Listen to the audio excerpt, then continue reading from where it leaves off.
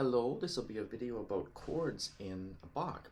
Chords everywhere, but specifically in this case in solo Bach. So chords I think are a little bit trickier in the right hand than the left, so we'll talk about that and we'll get right to it, okay? One thing that I always do in solo Bach is not to let this arm come all the way to my ribs. If you let your arm hang out down here, when you have to get to a chord, it has to jump up that much further suddenly. So letting it sort of hang out in the middle. And if you imagine a balloon in your armpit, a gentle balloon that kind of sticks out of your ribs, and you float your arm on it. So not this, but from below, that balloon in your armpit that expands and deflates.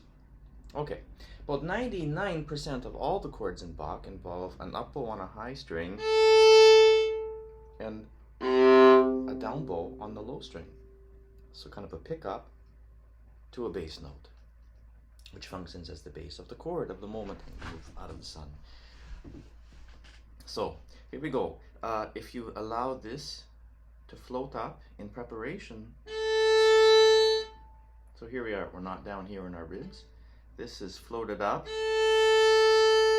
and if you get below the balance point of the bow will want to drop itself because there's so much bow over here that the balance, the gravity shifts to that side, and you just allow it to drop. So here we go.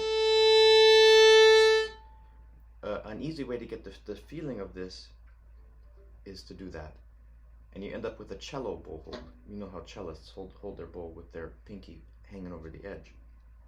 Those naughty people. So here we are up here, not down here, and let the bow drop, and you end up with a cello hold. Try it a little bit more quick.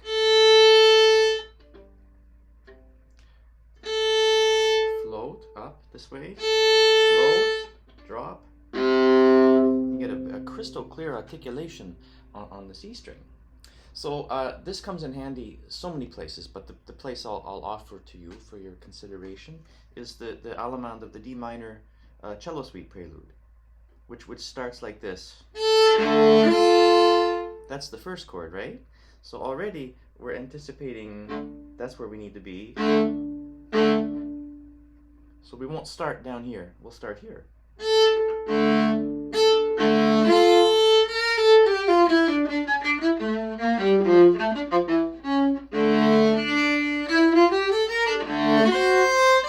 That one especially is kind of tricky. It used to really befuddle me, that chord.